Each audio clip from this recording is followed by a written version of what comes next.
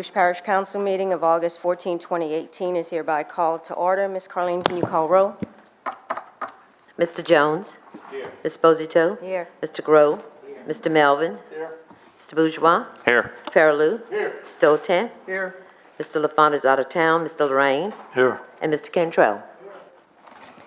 Mr. Groh will do the invocation, followed by Corey Paraloo leading us in the pledge.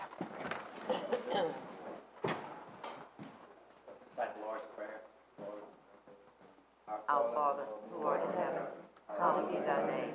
Thy kingdom come, thy will be done, on earth as it is in heaven.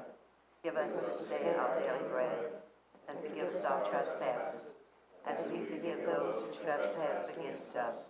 And lead us not into temptation, but deliver us from evil. Amen. I pledge allegiance To the flag of the United States of America, and to the republic for which it stands, one nation, under God, indivisible, with liberty and justice for all.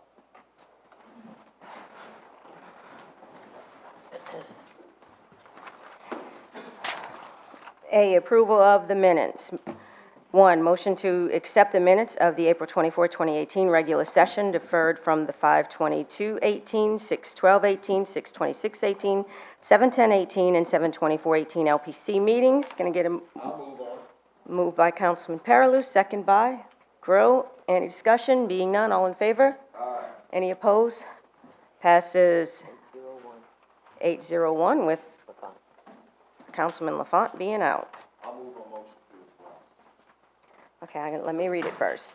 Number 2, motion to accept the minutes of the April 30th, 2018 special session deferred from 5/22/18, 6/12/18, 6/26/18, 7/10/18, and 7/24/18 LPC meetings. Moved by Councilman Paraloo, second by Melvin. Any discussion? Being none, all in favor? Any opposed? Passes 801 with Councilman LaFont being out. Number 3, motion to accept the minutes of the May 8th, 2018 special session, deferred from the 5/22/18, 6/12/18, 6/26/18, 7/10/18, and 7/24/18 LPC meetings. Moved by Councilman Paraloo, second by Councilman Bourgeois. Any discussion? Being none, all in favor? Aye. Any opposed? Passes 801 with Councilman LaFont being absent. Madam Chairwoman, I'd like to defer items 4 through 9. Councilman Paraloo, can you put on your light, please?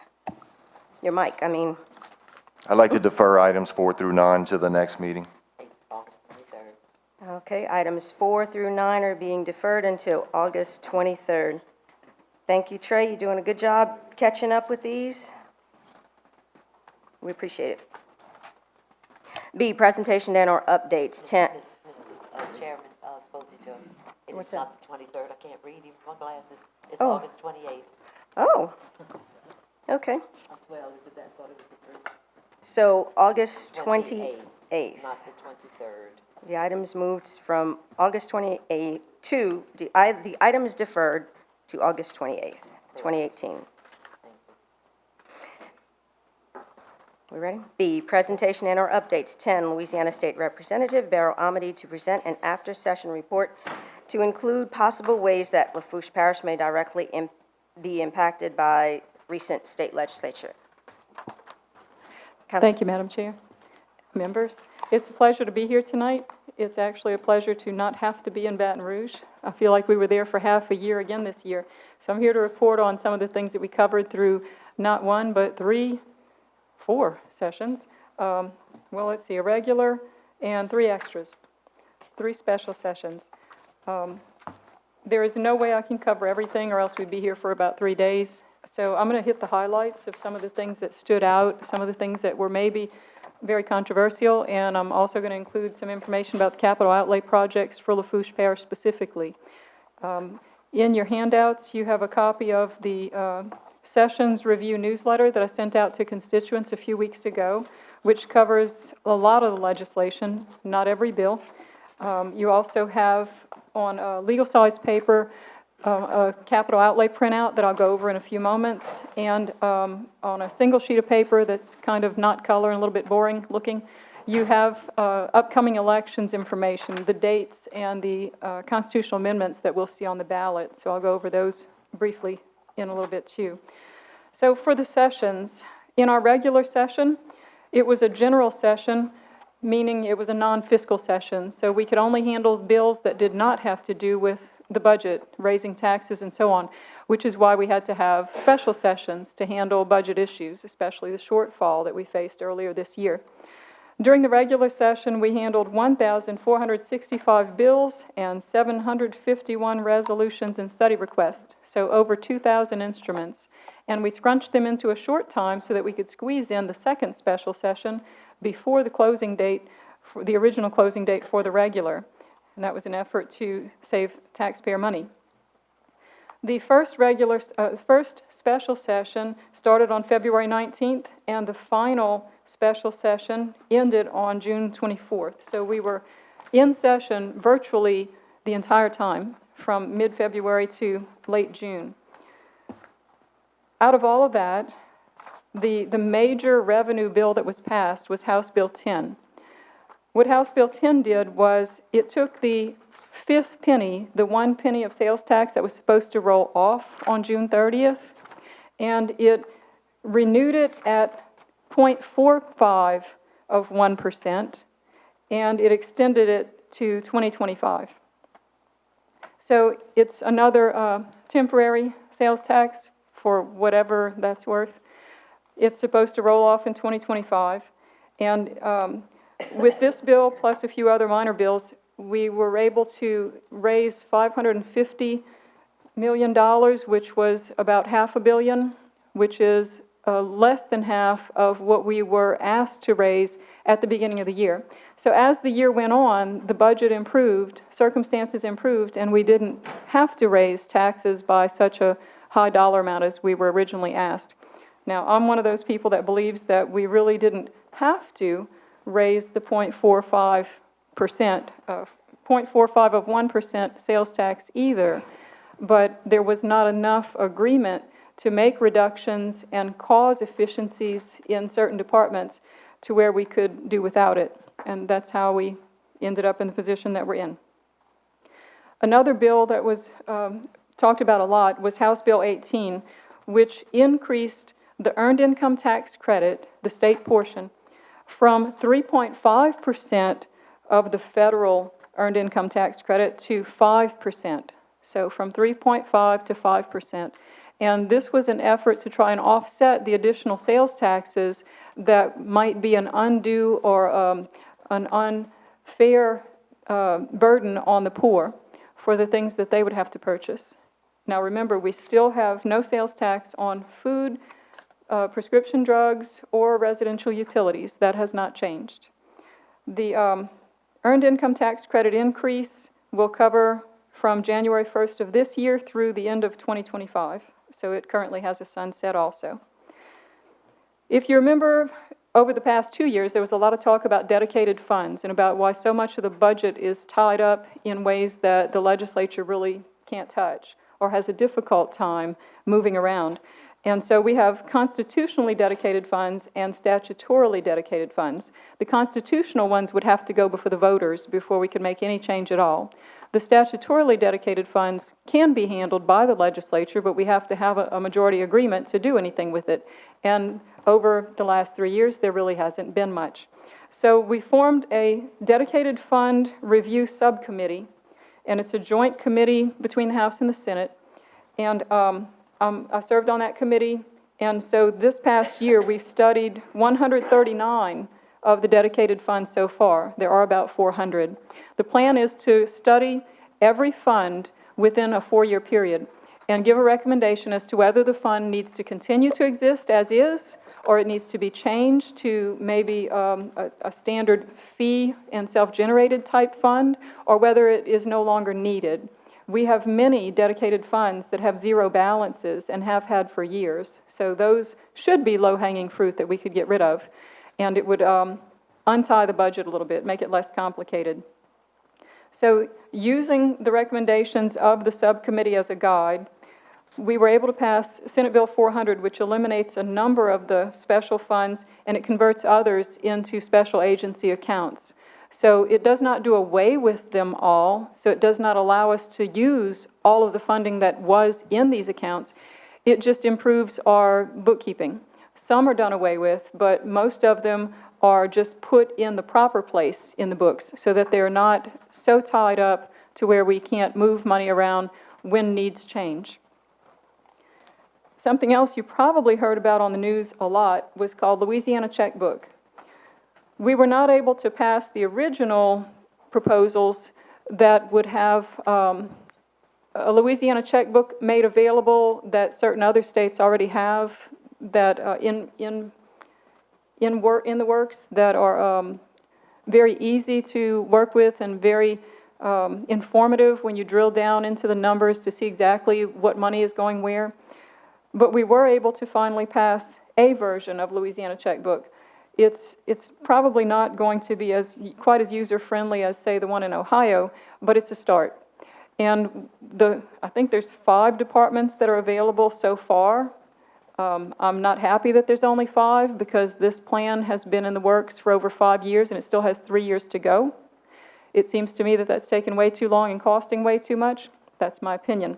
However, when you do look at least the 5 that are on there so far, you are able to find a whole lot of background information. Whenever this is fully available, you'll be able to check on every check that the state writes for anything, with the exception of some detail on, say, employee payroll. That's personal, that's always going to be personal. But what the state pays to a particular contractor for a particular bridge being built, for example, you'll be able to see that. You'll be able to see how much of it was for payroll, how much of it was for equipment, and so on. So it's going to be nice and bring a great deal of transparency, even more than what we already have, to the state budget. So it's going to help. Now, we do have a balanced budget. The law requires it. We always have a balanced budget. We just don't always like how it balances, and that's why we can say we do have a balanced budget even when there's a deficit. Just like when you reconcile your checkbook, just because your checkbook adds up, it doesn't necessarily mean that you like the balance of your bank account, right? So we have a balanced budget. This year, our budget is the largest ever. It is $33.9 billion. That's even bigger than the years that we had federal money for Katrina coming in. $33.9 billion. The general appropriations from that is $29.5 billion. Now, excuse me, you probably have heard over and over, why is it when things are short, you always look to cut health care and education? Well, it's because health care and education are the biggest portions of the budget. Of our almost $34 billion budget, health care is $14.1 billion. That's almost half. Now, it doesn't mean that we go there just because it's almost half. We also go there because there is plenty of room for improvement. And the administration of that department has not always been very forthcoming when we've discussed with them ways to streamline, ways to reduce duplication of services, ways to require accountability so that there's less fraud, waste, or abuse. And we keep looking there because the federal government tells us that as much as 1% of a state's hospital budget, health and hospitals, could be being lost to fraud, waste, and abuse. If that holds true for Louisiana, that means we could be losing $1.4 billion per year in fraud, waste, and abuse. Now, does it mean we don't want people to have coverage through Medicaid? No. It means that for every dollar that we're wasting frivolously, that's a dollar that could have been spent on someone who really was eligible, who really needed the health care. That's why that's important. Higher education is $2.7 billion. Pre-K through 12 is $5.5 billion, but the majority of that, over $3 billion of that, is tied up in the MFP money, which nobody really wants to cut. That's where the teacher salaries come from, and some retirement and a few other very important things that we really don't want to reduce. But even if we did, the legislature cannot. That is constitutionally protected, so only the governor could make a reduction if needed. And he has the authority to reduce the MFP, I think, by 1% per year, if needed. And there is no appetite to do that.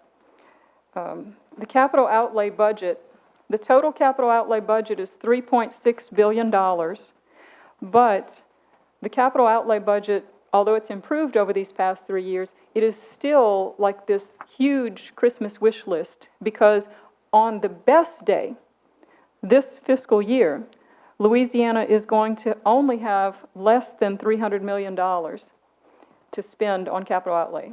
So that's less than $300 million in a budget that's $3.6 billion.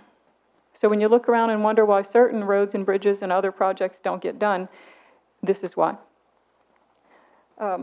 Funding for K-12 education, I wanted to mention, just because I love these statistics, I like people to know these. There are currently over 720,000 public school students in Louisiana, K through 12, and we currently spend an average of $12,000 per year per student when you include all sources, federal, state, and local. So keep that in mind. The MFP is budgeted at $3.7 billion for this fiscal year. I'm going to skip ahead. Now, moving away from budget issues to some of the other bills that we passed, something that we're very pleased to have passed, of course we're very disheartened that we needed to, was a bill on hazing called the Max Groover Act. You might remember that Max Groover was a young man who died in a hazing incident. This bill finally creates criminal penalties for hazing. It also creates penalties for those who fail to report hazing. So all these people who are involved and just don't bother to call 911, they could face penalties also. We have another bill, House Bill 446, that creates penalties for failure to seek medical assistance when reckless behavior results in serious bodily injury, and that's not limited to hazing. That could be drug deals gone bad or what have you. So there will be criminal penalties for those who are aware that someone needs medical assistance when they're engaging in reckless behavior, from drugs to driving badly or what have you. For our military, our veterans, we passed Senate Bill 548, which creates a pretrial diversion program for veterans diagnosed with PTSD. So that should help. In court proceedings, there was a bill that I sponsored, House Bill 292. This bill allows those who are under 18 or those who have developmental disabilities of any age to be accompanied by a facility dog when they have to go to court and testify as a victim.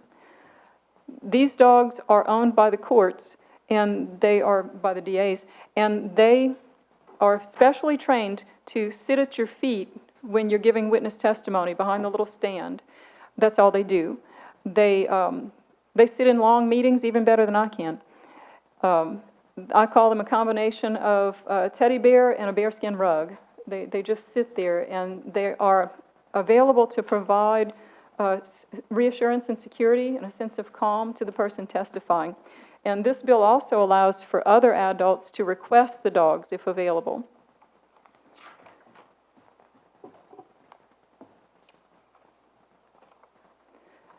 We had lots of gaming bills. One that I wanted to mention specifically for you, the council, is the fantasy sports bill, House Bill 484.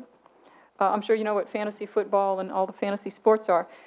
This bill is going to require each parish to hold a special, well, not a special, but hold an election to determine whether fantasy sports contests will be allowed in your parish. So it's a local option.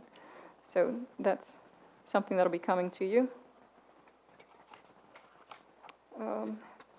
Senior citizens, we passed two bills that I'm specifically happy with that I want to bring up this evening. House Bill 503 will allow a financial institution to take action when they believe that a person is attempting to financially exploit a customer who is either 60 years or older or is covered under the Adult Protective Services Act. So this should help with some of our predatory lenders and such when they're trying to take advantage of our seniors.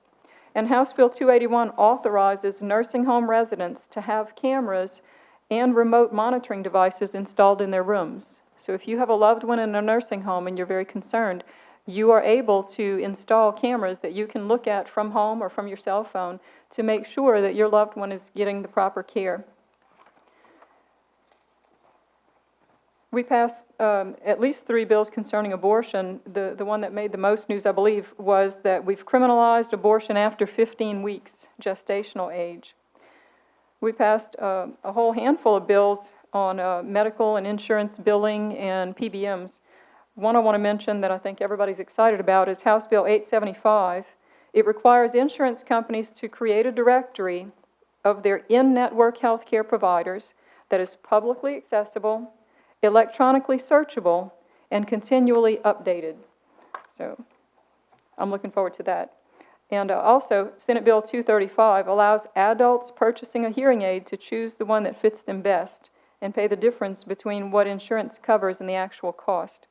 Up to now, you've been pretty limited to whatever the insurance company says you can get in hearing aids, so this is going to help a lot of people. We also passed the Occupational License Review Act, which is going to have a committee or a commission that studies our occupational licenses statewide and makes some recommendations as to any of them that should be discontinued or maybe combined.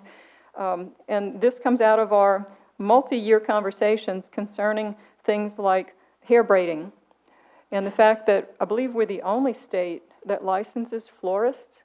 And so people are going, why do we license florists?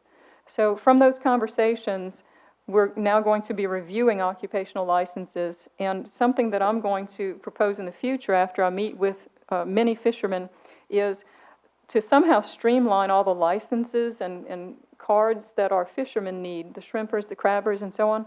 They need so many, they're telling me we can't even carry them in a wallet anymore. We have to bring a portfolio on the boat, kind of like those baseball card collecting books that we had when we were kids, because that's how many they need. I think there's a better way. So I'll be talking with them. And last, we have 6 constitutional amendments that are going to be on the ballot this fall. And I gave you a list of those on this plain white sheet of paper, if you want to follow along. Number 1 is going to prohibit convicted felons from qualifying for elective office until 5 years have passed since they've completed their sentence. Number 2 requires unanimous jury verdicts in felony cases. Number 3 permits the donation and use of public equipment and personnel to state or political subdivisions. Number 4 removes the authority to fund state police traffic control from the Transportation Trust Fund. Number 5 extends the special property tax assessments to property in a trust. If you remember, this is one that has passed over the last few years concerning the property taxes for surviving spouses of veterans or first responders or police officers who have lost their lives in the line of duty. This is going to extend that to property that's held in a trust. And number 6 allows for phased-in increases in property taxes. But don't get too excited. It allows for phased-in increases when your increase is going to be more than 50%. So if your property taxes are supposed to go up this year more than 50% of what you paid last year, they'll have to be phased in over a period of several years if that constitutional amendment passes.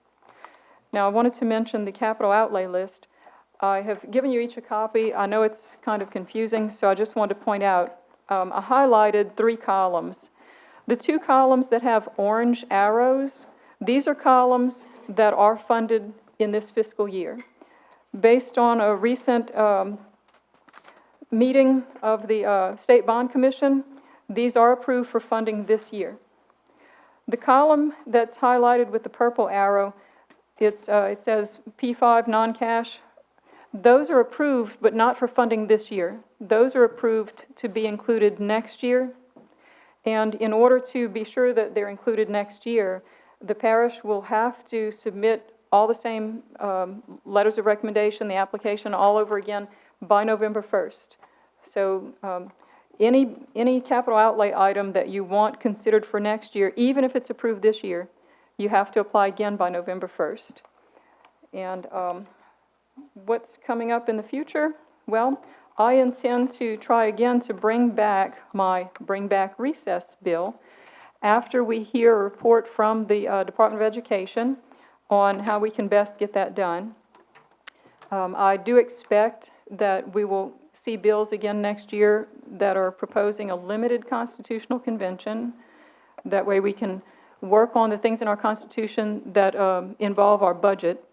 And I'm also expecting that we're going to see proposals for tax increases, but not sales tax this time, since we have this temporary sales tax in place.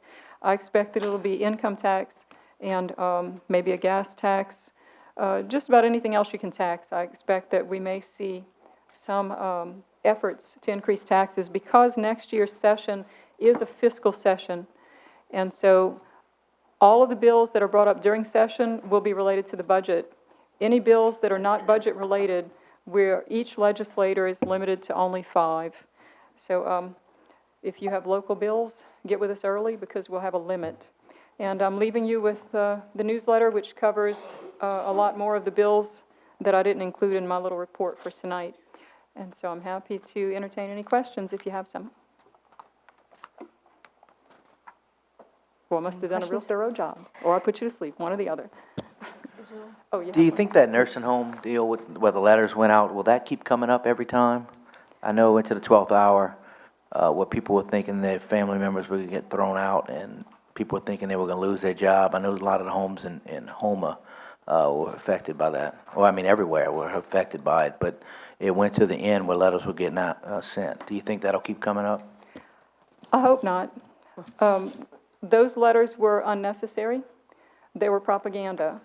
The reason they were unnecessary is because even if the nursing homes, the department that handles nursing homes, would have faced the budget reduction that they were facing at the time when the letters went out, they had enough money to operate 11 months out of the year, even if no more tax dollars came in the rest of the year.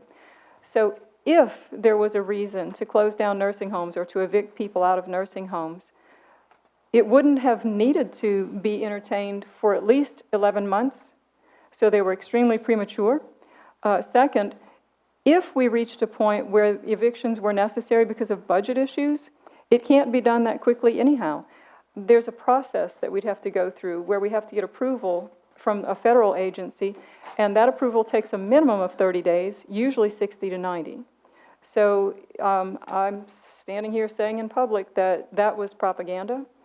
It was, in my opinion, disgusting to use our seniors in that way and to worry people needlessly like that.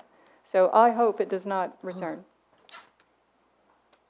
Representative Amity, I want to thank you for coming out. I know I sat in a few sessions. I thought one of the most interesting things were the millions that were found by a couple of departments out there, just miraculously found. That was interesting when that Yes. comes up. But thank you for all you do. I know it wasn't a fun year, and we appreciate you coming out to fill us in. Sure, it's a pleasure to be here. And yes, we nicknamed, in the House, we nicknamed some of that money miracle money because it shows up, you know, suddenly out of nowhere, and which is another reason that the nursing home letters were just disgusting. Because while those letters went out, somebody knew that money was sitting there. And that went to Medicaid recipients, not just nursing homes, but all Medicaid recipients. My son's disabled, and he received one, so yeah, that was pretty disturbing. Yes, there were a lot of threats that were unnecessary over the course of this year, and I really hope that that ugliness does not return next year. Yeah. All right, thank you. Thank you.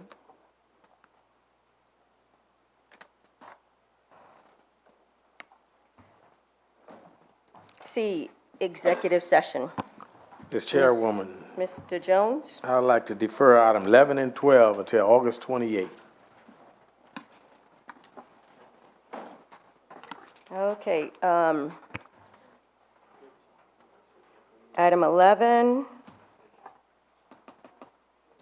Items 11 and 12, moved by Councilman Jones to defer to August 28th.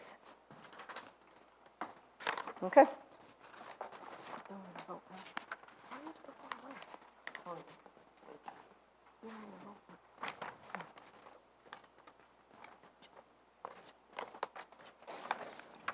All right, let's.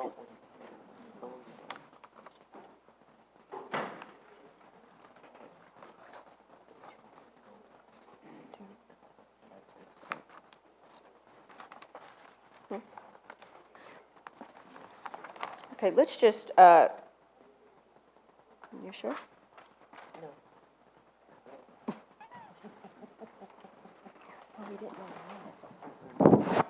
Okay. All right. E, legal advisor report, none. F, public wishing to address the council, public hearings, agenda items, et cetera. Ms. Carleen, you have anything? Yes, ma'am. Mr. Brent Abady, if you want to come to the podium, Mr. Abady, state your name and address for the record. Please remember you have 3 minutes.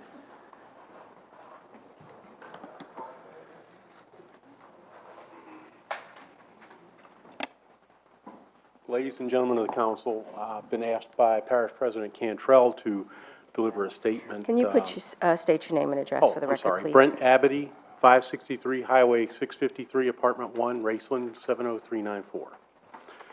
Parish President Cantrell has asked me to deliver a statement on his behalf with regard to, I guess, an update and a review of the developments in the community action matters. So, all the first-person pronouns in this are President Cantrell, not myself. Over the past few weeks, there have been many accusations and criticisms of the administration's handling of the audit, investigation, and ultimate termination of the employment of the executive director of the Community Action Program. Now we have some information that has become public, and we can share with the council and the people of Lafourche Parish.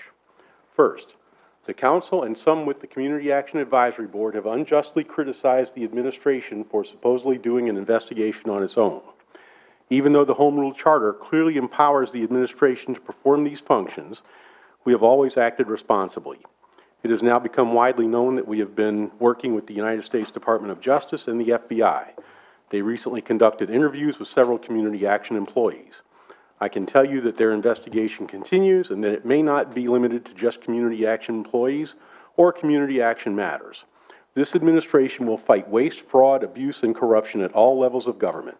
We are proud that we have the support of the expert law enforcement officers of the federal government. Second, the council, particularly Councilman Jones and Perilou, the Community Action Advisory Board, particularly Richmond Boyd, and many newspapers have repeatedly attacked the parish president and my administration with their claims that I exceeded my authority or acted too quickly in taking action to address the improper and or possible illegal conduct by certain personnel in the Community Action Agency. As recently as the last council meeting, I was attacked for not waiting for the Attorney General's opinion. Mr. Boyd said he would abide by the opinion, win or lose, and Council Chair Sposito criticized me when I took the position that I would be governed by the law, notwithstanding any opinions. Well, we have just received the long-awaited opinion from the Louisiana Attorney General. His study of all the federal and state laws applicable to the structure and operations of the Community Action Agency, as well as a careful review of the Lafourche Parish Home Rule Charter, have brought him to the very same conclusions that I and my team formulated and that justified our actions. Thank you, Attorney General Landry. For those who have not read the Attorney General's opinion, it specifically addresses 3 main issues. One, the Attorney General states that the Home Rule Charter divides the powers of the parish government between the legislative and executive branches and I quote, mandates a strict separation of powers and functions, end quote, between those branches. Further, the Community Action Agency is under the executive branch of parish government, and its employees are employees of the executive branch. Therefore, under the powers and authority vested in the parish president by the Home Rule Charter, the parish president has the duty and power to discipline the executive director and any employees of the Community Action Agency. 2, the Attorney General specifically dismisses the completely incorrect position advanced by Councilman Jones and Mr. Boyd that the Community Action Board bylaws are controlling. He states that although the bylaws pretend to give the parish council the power to dismiss or discipline the executive director and employees, that position is just wrong. Rather, it is well established and beyond contest that the bylaws cannot override the authority granted to the parish president by the Home Rule Charter. Neither the parish council nor the Community Action Board can take the power away from the Excuse me, president. Mr. Abady, does someone want to relinquish? Mr. Bourgeois Okay, thank you. relinquishes some time to you. 3, finally, the Attorney General makes a very important statement. I will quote, moreover, allowing the legislative branch to dismiss the executive branch employees should be construed as a violation of the separation of powers principle announced in the Charter, close quote. I am grateful that the Attorney General has given us a thoroughly researched, well-reasoned, and clear analysis of the applicable laws. It proves that I and my team at all times acted in perfectly good faith and according to the law. However, I want us to all understand what I think is the most important legal principle set out in the Attorney General's opinion. That is his explanation of the importance of the separation of powers language in our Home Rule Charter. The separation of powers and the checks and balances in what is our Lafourche Parish Constitution is the very foundation of the guarantees of responsible government that serves the people of Lafourche Parish over the selfish or personal interests of politicians. It is vital that all of your government officials recognize and honor that important principle of our charter. Too many of the disagreements and problems between the parish president and the parish council arise out of efforts by one branch to interfere with the other branch. I hope that this matter and the wise words of the Attorney General will be heard and understood by the council, all of the people, and everyone in my administration. We can all learn from this experience. We can work harder to respect our roles as defined in the Home Rule Charter. We can try to work together to serve the people and to promote progress for Lafourche Parish. Or we can continue to bicker, insult, and attack each other and thereby earn the ridicule and distrust of we the people.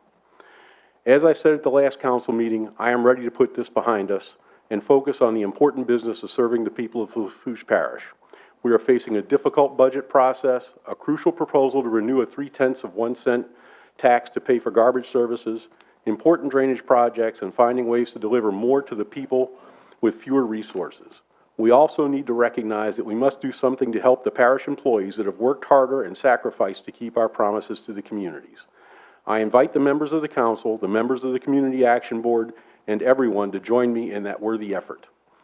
I respectfully request the council clerk include a copy of my statement together with a copy of the Attorney General Opinion 18-0093 dated August 13, 2018 in the official records and transcript of this council meeting. Thank you, Parish President James Cantrell. Okay, Mr. Abady, if there are any questions, should they be directed to you or our parish president? I would suggest that the questions be directed to the parish president. This is his statement. I'm just the messenger. Okay, the first thing I want to know is, I'm sorry, Mr. Jones, is any reason why we read a statement as public wishing to address the council, as a parish employee read a statement? I'm just curious. I hadn't seen this done this way yet, so. Well, like a parish employee. From my perspective, obviously, I think that the parish president wanted to have this statement come out so that it would be informative at the beginning of the meeting, because obviously there are a number of issues on the agenda that are relevant to this topic. And in particular, I think you're going to consider some items on the agenda that would repeal, for example, some of the ordinances that are related to the Community Action Program. One of the things I think that is important to consider is that this opinion and the information in it should be considered in that context, and further, that if you repeal some of these ordinances that are up for consideration tonight, it will affect not just community action. It'll affect CZM, it'll affect the Head Start program, and so you could be repealing laws that are important, ordinances that are important to the operation of other departments.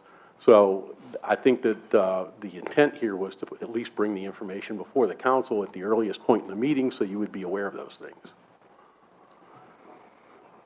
I understand that. I guess I was just interested why Mr. Cantrell didn't give his statement and why you had to walk from that microphone to this microphone. Well, we just hadn't done it like that, so that was interesting. Mr. Jones? I came up here just out of respect for the council. Okay. Question for Thank you, Mr. Abady. You read well. Thank you. Who wrote that message? This message was a combined effort of several people with the parish president. But you say that the parish president sent the message. I don't think the parish president can read that. The parish president was responsible for the content of the message. Yeah, all right. The He's advisory got board, several people that help him write these things. I can believe that. Advisory board. The Head Start advisory board is the same components of the Community Action Board. I'm sorry, I'm not The sure I'm Head Start following. advisory board, the same components of the Community Action Board. Component I of want to what? know, since you got the opinion from that, Attorney General, the director in the Head Start and the Library Board is appointed the same way. What are y'all going to do to rectify that? I I'm thought not he the said person to Mr. answer that Cantrell was going to question. answer the question, Well, so, I'm not the person to answer that question. I'm sorry, Mr. Councilman Jones. Cantrell. Our statement is very clear, and I'm not going to make any further comments. I think we're not going to go along and keep on bickering on things. I had made a statement, and that's it. Thank you. We ask a simple question. We ask a simple question. If he wrote that letter, how can we take it further enough? Because we got other boards that's going to be involved in this Meaning because their bylaws. because of their bylaws. Okay. So are those boards going to have to look at their bylaws and do what? I mean, Well, that Mr. Parish question President, remains you to be can't- answered. are we going to address any bylaws or? Mr. Jones? He writes all these letters, and other people write it for him, and he comes up here, he can't answer any question. That's foolishness. I'd much rather this council pass a resolution, go down to Johnny Min's shop and get a mannequin with a suit on and put him in that chair. He can Okay. answer more questions than Okay, Jimmy. Mr. Jones. Anyone else, anything else? Mr. Jones, were you done? He's done. Okay. Anyone else, Ms. Carleen? No, ma'am, that's all. Okay. Where am I? Okay. G, engineer, architects, reports. Anything tonight? Nothing tonight. H, public hearing and ordinances for ratification. Can I get a motion to open public hearings? Moved by Councilman Jones, second by Paralew. Any discussion? Being none, all in favor?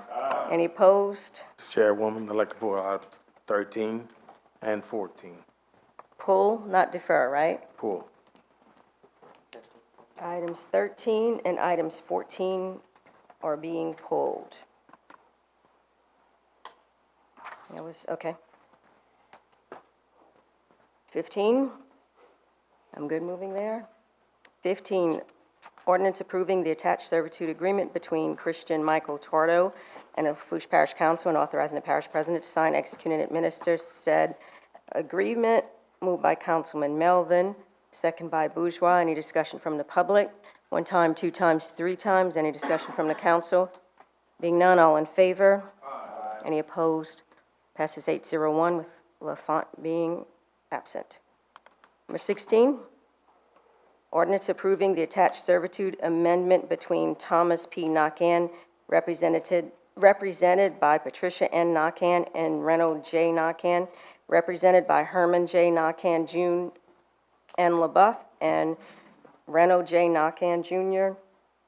Reno J. Nakan Jr. is represented by Gail T. Nakan, Christy N. Harson, and Brandon L. Nakan, and the Lafourche Parish Council, and authorizing the parish president to sign, execute, and administer said agreement. Moved by Councilman Bourgeois, second by Melvin. Any discussion from the public? One time, two times, three times. Any discussion from the council? Being none, can we put this on the board because Trey's needing some practice? Mr. Trey, let us know when you're ready.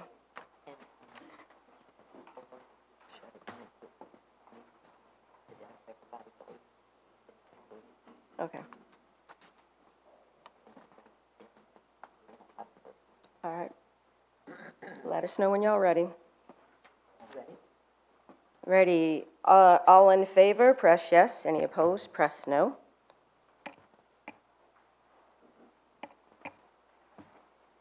Has everyone voted? Mr. Daniel, you made a face. You voted? Okay.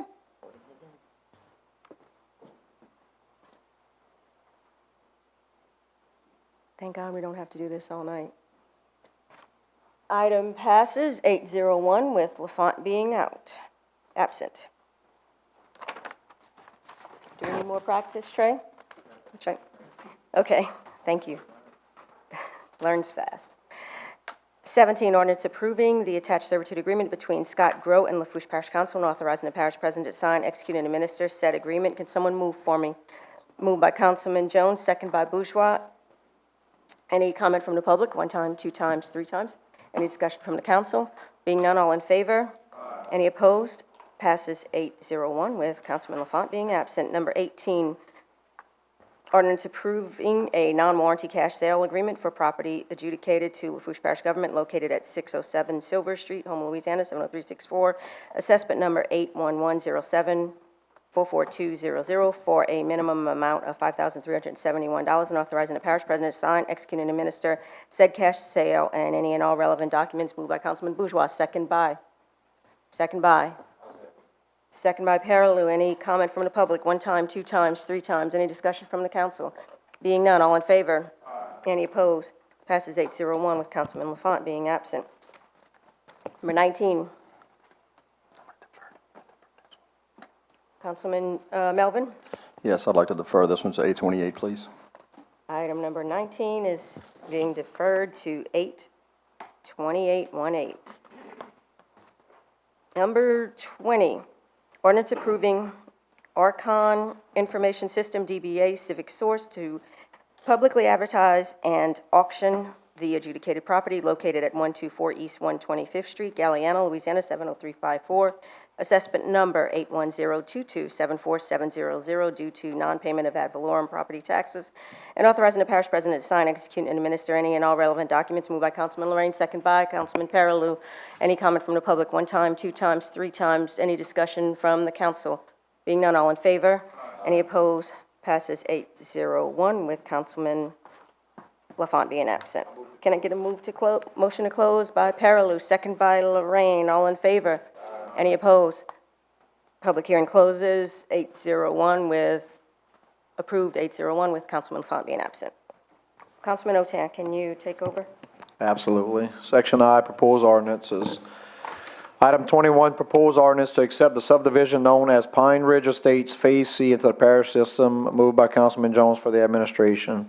Item 22, proposed ordinance approving a non-warranty cash sale agreement for property adjudicated to Lafourche Parish Government located at 301 East 116th Street, Galliano, Louisiana, 70354, assessment number 810228770 for a minimum amount of $4,675.00, and authorizing the parish president to sign, execute, and administer said cash sale and any and all relevant documents.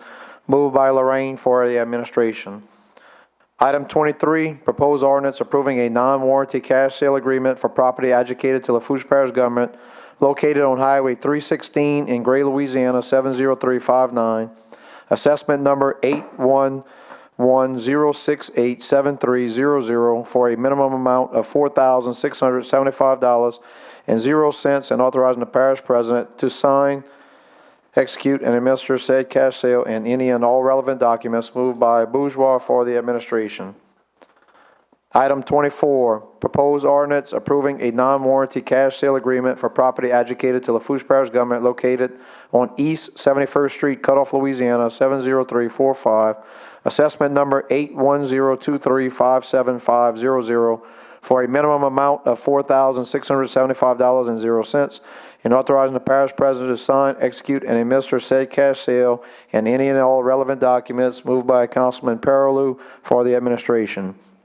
Item 25, proposed ordinance approving a non-warranty cash sale agreement for property adjudicated to Lafourche Parish Government located on East 23rd Street, La Rose, Louisiana, 70373, assessment number 810249240 for a minimum amount of $4,675.00 and authorizing the parish president to sign, execute, and administer said cash sale and any and all relevant documents. Moved by Councilman Paraloo for the administration.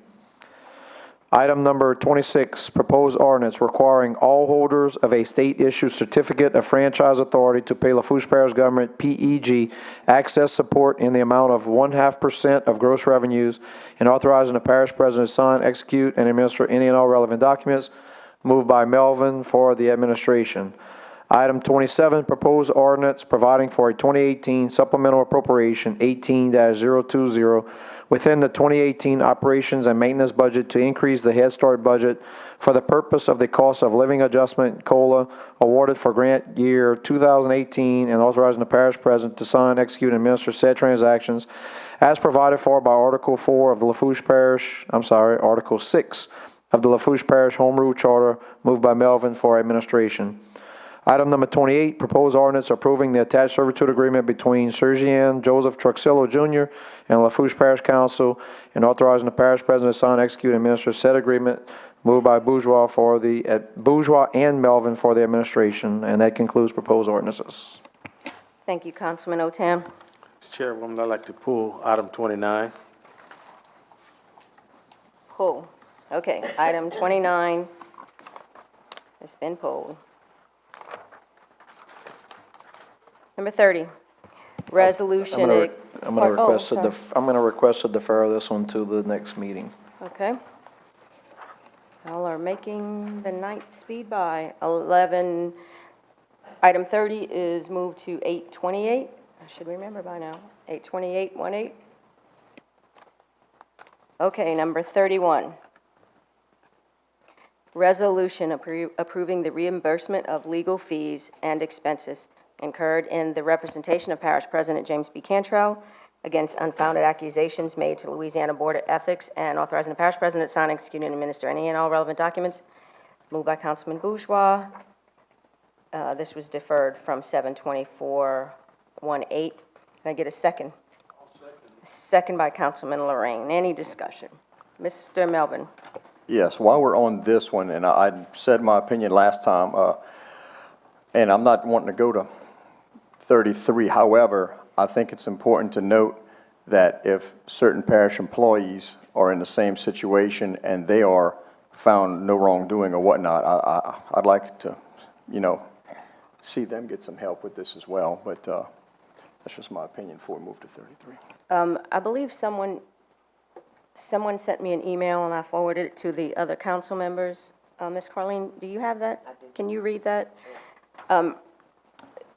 This person that sent the email is a former, please don't read the name, but it's a former parish employee.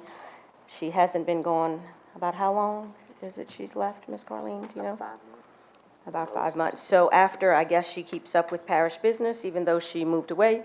And she sent this email to me when she saw the item on last council agenda. So go ahead, Ms. Carlene. Good morning, Ms. Esposito. I'm writing in regard to item 42 deferred from last Tuesday's agenda. I would ask that when this item comes back up on the agenda, that council members consider all of the employees who have had no choice but to hire attorneys and incur legal fees in order to appeal wrongdoings and conduct investigations into this administration's unjust actions. I, for one, was victimized by the current administration because of their violations with regard to following policies and procedures and the discrimination I endured for political reasons, including an almost $10,000 pay cut for unwarranted reasons. I had no choice but to hire an attorney. I can't even begin to tell you how many times I reached out to both HR and civil service from January 2016 to April 2018, seeking help and guidance in what I was enduring under this administration, to no avail. Employees have had no one to reach out to for help in this administration's wrongdoings, and their last resort is hiring legal counsel. This is an enormous expense for employees. I won my appeal at the cost of approximately $8,000 in legal fees, which I am still paying off.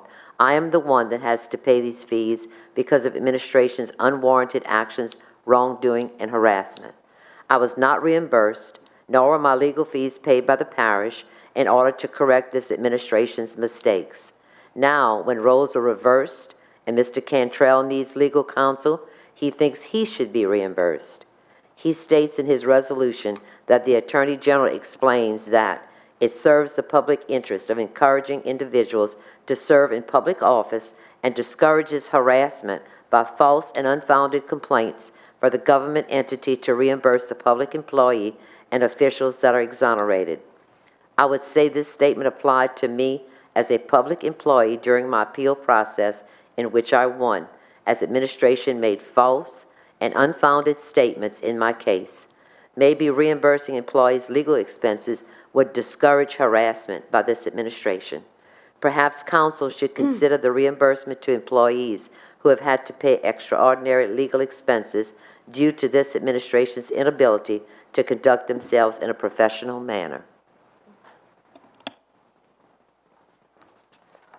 Any discussion from the council? Councilman I Grove? guess I have a question for, I guess, Lorraine and Councilman Jones. Is it not common practice to reimburse a public official or the parish president in the past for any legal issues that, on defense that they had to incur? Councilman Lorraine? The only thing that I could remember all the years that I've been here, I'm not the sharpest lawyer that you have, and I'm not Yes, the you are. lawyer. But I think the difference is being an elected official versus being an employee.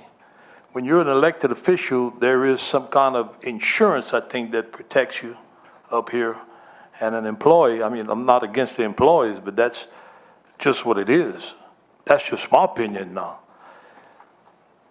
And Yeah, I've seen my lawsuits, question I've was seen more- lawsuits go back and forth with the parish president and against Tardo when I first started.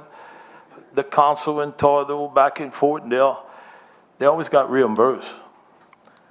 And it's a And it was shame an that it is an insurance. expense on the parish. But And that's just the way it it's the goes. way I it mean, we is. had a ton of lawsuits when Mr. Bro was here, and it seems like it's continuing, so. And in the past, I mean, I remember hearing things like this. Obviously, I was quite younger then. Are you a little boy? Yes. But I remember the district attorney at the time, trying to help because there was so many outside legal fees that had to be incurred by the people of the public, having to actually Well, pay for it. let me just So give you an should not- example of the 5-4, because that's popular. The 5-4 tried to get an attorney from Lafourche. We never could get anybody, so we got one from Baton Rouge. Now, we lost in Thibodeau, but when we went to the Supreme Court, we won. 5 was correct. All along, we were correct. We might not have been correct in the eyes of the public, but we were correct. And that was overturned. And But Parish my question is, at that time, did y'all try to get legal advice from the district attorney and then it didn't work, so you had to go to outside? Well, I mean, you can get all the advice you want. Sometimes you can get some, sometimes you can't. I'm not going to put the district attorney on the spot and say anything bad about the I'm district not. attorney's office. It's just that It's not uncommon, was my initial question. It's not no, uncommon. they help at times, but I mean, I guess they just can't do everything. Councilman Paraloo? Yeah, I thought we established in a prior meeting a couple of months ago that the district attorney is the primary attorney for the parish president, for the executive branch. Why are we incurring expenses from an outside attorney when we already have one on staff? Mr. Cantrell, did you want to answer that? Yes. This was all before that. He wouldn't handle the case, so he told me to get my own attorney, so I did. That was when Mr. Cam, you're saying, was district attorney? Yes. So Cam said that he couldn't handle it or refused to represent you in it? Right, Okay. Because it was an ethics complaint, right? Right. Okay. and Okay. he doesn't handle ethics cases. Okay. Thank you. Mr. Jones? Yeah, I agree with Daniel. Back in the days, yeah, we had a lot of expense for attorney fees, but they were paid. But we never had expense where the parish president was simply just terminating people for no reason to come to us and ask for reimbursement. But I do feel that they were wrongfully terminated and they reinstated. They've got 3 or 4 employees like that. So I think they should be reimbursed too. It wasn't their fault that they were terminated for no reason. So I don't think we should pay the parish president and not the employees. If we're gonna pay one, pay them all. Mr. Otam? Yeah, so one of the things I'm confused, I mean, we were educated earlier about separation of powers and, the parish president has the ability to fire community action at his will, and we have the ability to say yea or nay at will on the payment of these fees. I guess what I don't understand, why is it at the council's discretion? We're not mandated by law to pay it. just at our discretion, whatever we decide is what goes. Does anybody understand that, why that is like that? To my understanding, it is after they're cleared of any charges, that then they can request that the council pay them. That's one of the reasons why I had asked for an itemized list, so we could do some investigation and make sure it was reasonable charges. We didn't get those lists until today, which is unfortunate. I wish we'd have had time to look at it. The council can choose to reimburse the full amount or partial, I guess. But yes, it ends up being on the council. Councilman Lorraine? Yeah, isn't there a resolution further down asking the Right. district attorney's office to see if it's all right to pay the employees? Right, when Lena sent me that, I did add that to the agenda to ask. That would answer, well, we don't have the answer yet, but that would, Right, we'll get to that one, but that's not relative to right. Councilman Melvin. Yes, again, I'm just looking at not necessarily the faces of the people in these positions, but the respect for the offices themselves. And I know that the district attorney represents us. Now, it's one of the few parishes in the state that I'm aware of that the district attorney gets involved in, like they are with us. So that being said, if one of us or the parish president gets involved in something that needs a closer look and maybe some alleged wrongdoing, well, of course, a district attorney can't represent us then because he's a law arm of the law here, okay? So I support this, but I also would like to see the employees who were, wrongly accused or whatnot and won their cases to be reimbursed as well, because that is a tremendous expense.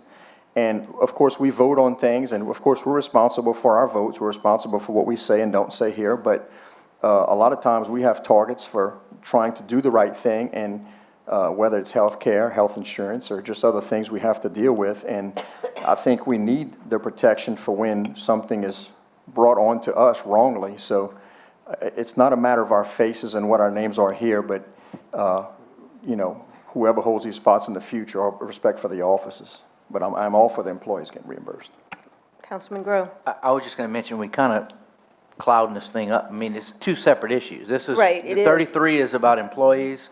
But people And are, I think we should ask for, I'll mention what I feel on that when we get there. We need to vote on the reimbursement of I parish understand, but president. it's related because some people are wanting them not to pay the parish president, so that's why the discussion continued. Councilman Otan. Yeah, Take is the decision absolute? So for instance, if we just decide, okay, nay, is there recourse after that for collection of the fees, or is that it? Anybody knows the answer to that question? I don't know. I guess the parish president would veto it, and then, I don't know, I guess we'd have to go to the district attorney again. I don't know. I guess once again, I just find it's an odd request where we just, it can be discretionary on what we award. It's just, I don't know, it's such a non-black and white, if you will, item. Councilman Grow, did you have something? Mr. Abadi, I see you.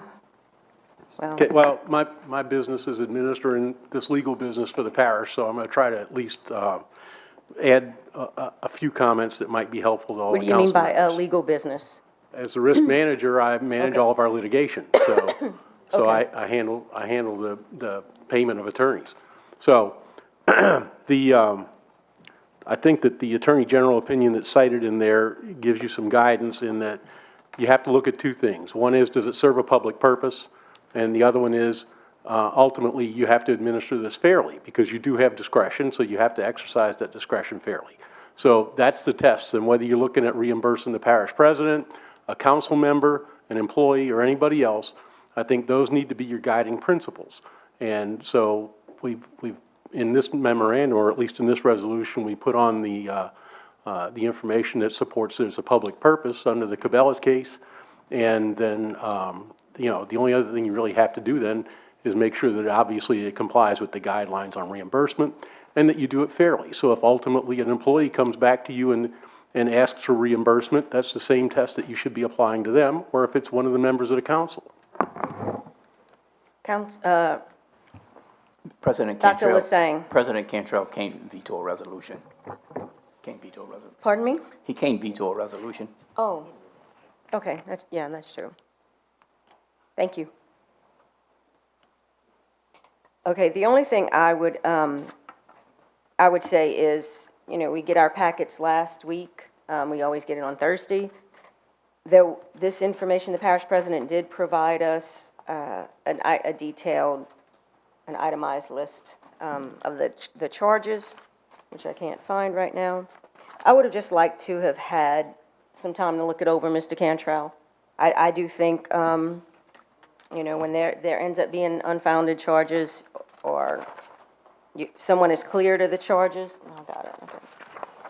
That, you know, part of being a public servant is it's possible for you to get reimbursed. So I think Elena brought up I think the employee brought up a good point when she said about some of the things the employees have been going through. So, the employee did give us permission to read her statement as well. So, okay, so right now we're just voting on whether or not to reimburse the parish president. So we're on number 31. I got a question. Oh, Mr. Jones, sorry. If we vote on 32 and it's approved, and the 33? the opinion come back for 33 that we can pay the employees, how would we be able to pay the employees, and they got to come from the administration?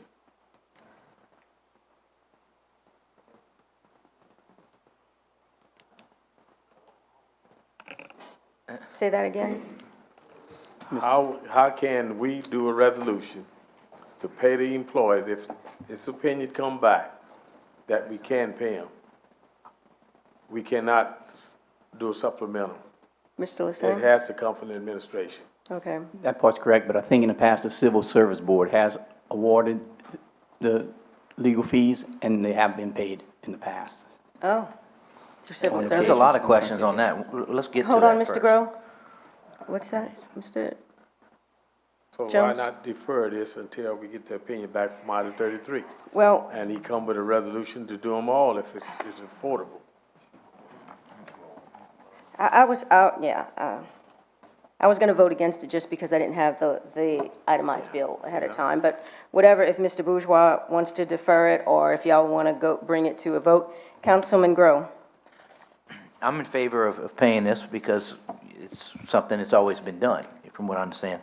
I am not in favor, though, when I read a resolution, the letter that was read, there's nothing wrong with saying we're under investigation, still things are going on, we got an ethics opinion, just let the ethics opinion. This waving a flag of I got you stuff has got to stop. When I read, Mr. Cantrell was accused by council members Jones and Sposito and others of certain claim violations, why even list that? Why put that in a whereas section? It's petty.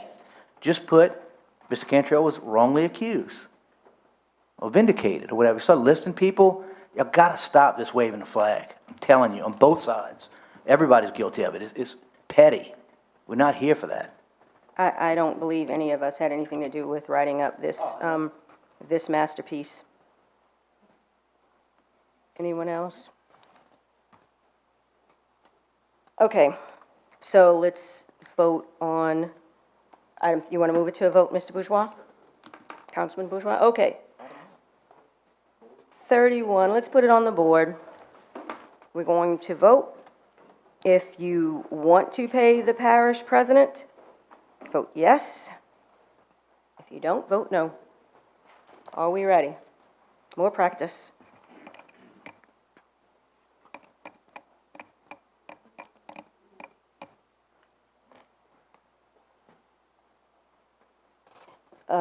Vote is 6 yes, 1 no. Don't take that down, Trey. 6 yeas, 1 nay, 1 abstain, being Mr. Perilou, and 1 absent, Mr. Lafont. The nay is Jones.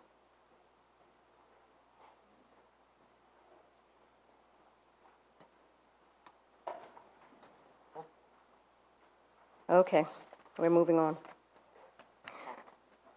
It passes. Number 32, resolution requesting the Lafourche Parish Sheriff's Office and the Lafourche Parish District Attorney's Office to investigate possible wrongdoing of the current parish president, the interim parish administrator, the human resource director, employee 1 and employee 2, and any and all other employees involved as it pertains to their involvement of possible fraudulent activity regarding employee timesheets. Moved by Councilman Jones, second by. Do we have a second? I'll second it for discussion. Second by Councilman Lorraine. For discussion. For discussion. I'm not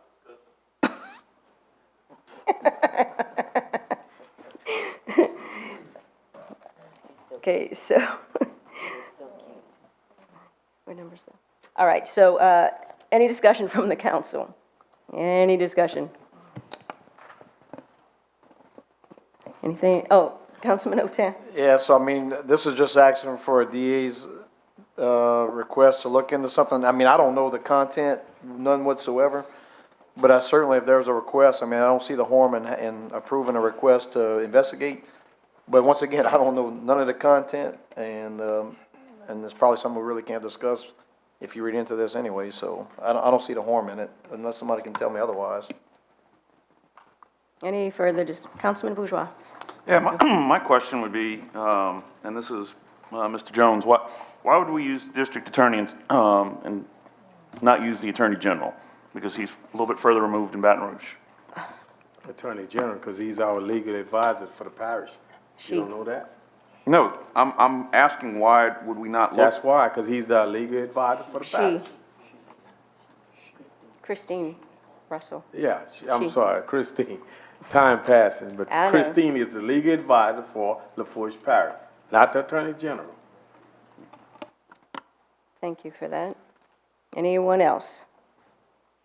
Okay, all in favor of moving forward with this? Say aye. Any opposed? Passes 7-1-1, with Councilman Bourgeois being the nay and Councilman Lafont being absent. All right.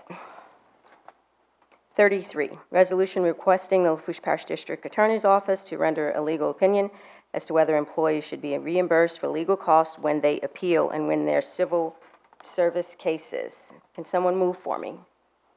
Moved by Councilman Otas, second by Paraloo. Any discussion? I think we had enough. Being none, all in favor? I have a Wait, quick question. Mr. Okay. Groh?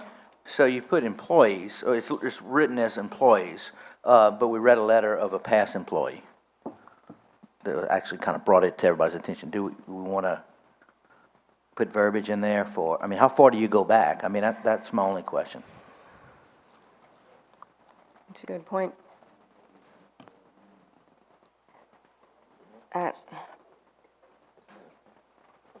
Mr. Paraloo? I can't see where we can make this retroactive. It would have to be for the future. I mean, we can't go back. If someone leaves their job because they were abused or whatever you want to call it by the administration and they left and then they filed a lawsuit against the parish and won the lawsuit, But some employees that's future stayed. incidents. Some employees stayed after they won or they were reinstated. Right, but something like this, if we were to put it into action, couldn't be retroactive. It would have to be moving forward. Maybe we'll need, Mr. Otan. Yeah, I see that as a moot point. We're just asking for an opinion from the DA's office. I don't think that has any relevance to this opinion at this point. I mean, maybe down the road it does, but at this point, I think we just get the opinion first. What's the status of it? I don't think it affects us. I don't think we need to make an amendment. Mr. Groh? And I agree with you, but when you ask for opinion, you might want to put more details in so they know exactly what you're asking for. I mean, we've created committees for things on looking at the charter. There's a bunch of things we've looked at. There's some people, we don't want to mention names, but there's some people that had some lengthy lawsuits with the previous administration that may want to be interested in it. And so somebody needs to talk to Christine about this, is what I'm saying. Councilman Otan? And I fully agree. It's a big gray area that we're about to walk into. And, whereas the last one said unfounded accusations, obviously they were founded in that you had to hire representation. I've been challenged by the ethics board a couple of times and had asked for attorney general. I didn't hire an attorney because I knew they were unfounded, so I didn't feel like I needed representation. So you're right, there's gonna be a gray area, because if you open it up, well, heck, I'm gonna hire the best attorney I can, and I'm gonna let him run up 100 hours on you. But in reality, in my opinion, if you're clean, you're clean. And once again, so I don't know, it's gonna be a gray area, because at what point do you decide, who will represent them, how many hours? I don't know, it is gonna be a slippery slope, I agree with that. I think what this is just asking if employees are eligible, and then I guess we can, Come back with a resolution, put in place right. everything y'all need. Unless y'all would, somebody could pull your first and second, whoever moved for me, and we can clean it up a little bit. You're not, okay, he's not pulling his first, so let's vote. All in favor? Aye. Any opposed? Passes 8-0-1 with Councilman Lafont being absent. 34, resolution appointing District 3's councilman's appointee of Mr. William Abel to serve on the Home Rule Charter Revision Committee. Moved by Councilman Gross, second by Councilman Perilou. Any discussion? Being none. All in favor? Any opposed? Passes 8-0-1 with Councilman Lafont being absent. Number 35, resolution appointing Resolution appointing one member of the Lafourche Parish Water District Number 1 Board. Can someone move for me? Moved by Councilman Perilou, second by Councilman Grill. Oh, wait, let me hold the second a minute. Mr. Melvin, can you name the person, please? Sure. Oh, wait, Perilou. I'm sorry.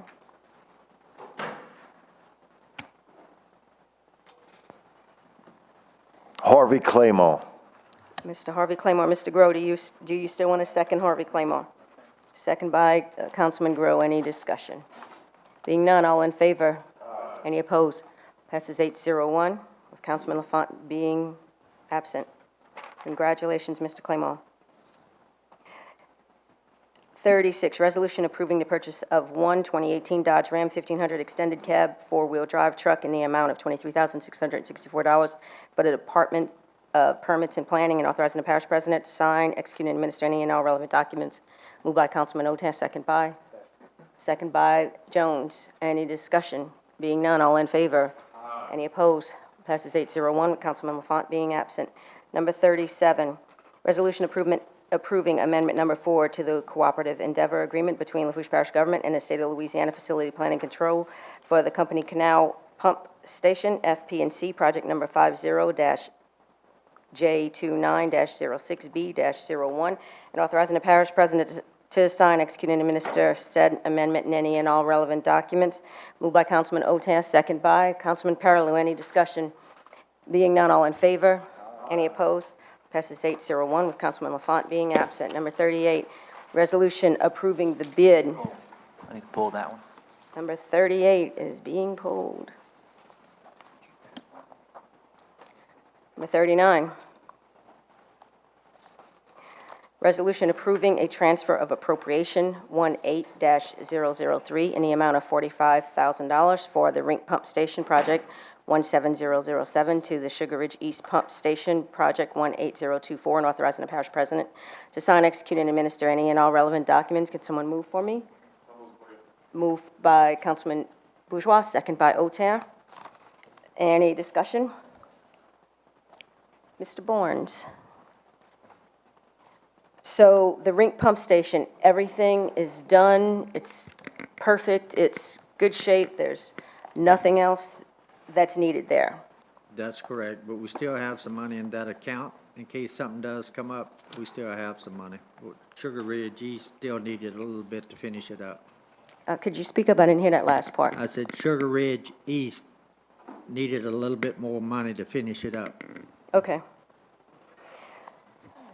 All right, all in favor? Any opposed? Passes 801 with Councilman Lafont being absent. Number 40, resolution approving a transfer of appropriation 18-004 in the amount of $15,000 for the Lake Long Drive Drainage Improvement Project P4003 to the Lower Pointe-au-Chien Pump Project P4005, and authorizing the parish president to sign, execute, and administer any and all relevant documents. Moved by Councilman Bourgeois, second by Parallel. Any discussion? Being none, all in favor? Any opposed? Passes 801 with Councilman Lafont being absent. 41, resolution accepting the low bid of Byron E. Talbot Contract Incorporated for the Dugas Canal Infrastructure Improvement Project, and authorizing the parish president to sign, execute, and administer any and all relevant documents. Moved by Councilman Melvin, second by Parallel. Any discussion? Councilman Melvin. Yes, Mr. Barnes, or maybe Jack can answer this. I've been trying to get an idea on when the groundbreaking may occur. I know this is just to accept the bid, but I'd have to advertise, and I want to have a meeting with my people just to let them know what's going to be happening. Maybe have Jack there with, projector of some sort, because I know a lot's going to be happening. Any idea on a groundbreaking date or? Can you please state your name and address for the record, please, Jack? Hello, Jack Plazos, 115 Peaceola Parkway, Cutoff, Louisiana. Basically, Bo, this resolution will allow us to move into the contracting phase with Byron Talbot, so that shouldn't take more than about 30 days. During that time, we've already discussed with David Waits trying to be efficient. We would likely have a pre-construction meeting before contracts are, let's say, recorded at the clerk of court's office, try to save a little time. And I know that Byron Talbot is anxious to move in.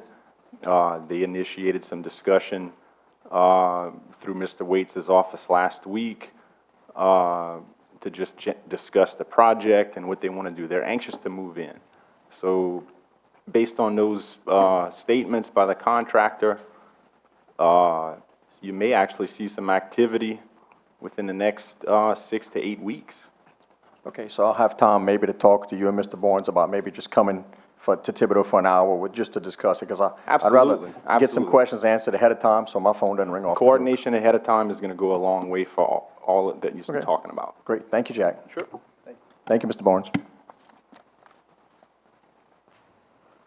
Number 42, yeah, we need to vote. All in favor? Aye. Any opposed? Passes 801 with Councilman Lafont being absent. 42, resolution rescinding number 18-111 that accepted the quote of Lee Tractor Company in the amount of $44,196.03 for the purchase of a new engine and labor costs for the Cobelco excavator for the Thibodeau Field Office, and authorizing the parish president to sign, execute, and administer any and all relevant documents. Moved by Councilman Jones and Councilman Grow. Can I get a second? Second by Bourgeois. Any discussion? Mr. Oten. So I know this one and the next one tie into each other, but it looks like we have a 30% increase in the cost of the engine. Councilman Bourgeois, can you speak in the mic, please? I think what it is on the first one was just the engine, and the second one is the labor to go with it, is what it included. Can Hang on a Mr. second. Bourgeois give me can Mr. James give me a Mr. Barnes? Yes. I can't see if y'all lights are on, so y'all gonna have to wave to me, administration. James, go ahead. Yes. When we first put this engine up, and by the time we got it through council and was able to give the purchase order number to the vendor, that style of engine was no longer available. So we had to rescind this resolution, and they come back with the style that replaced it, which is a little bit more money, but it's a lot more money. But then again, the excavator's in great shape, and we don't want to surplus it, you know.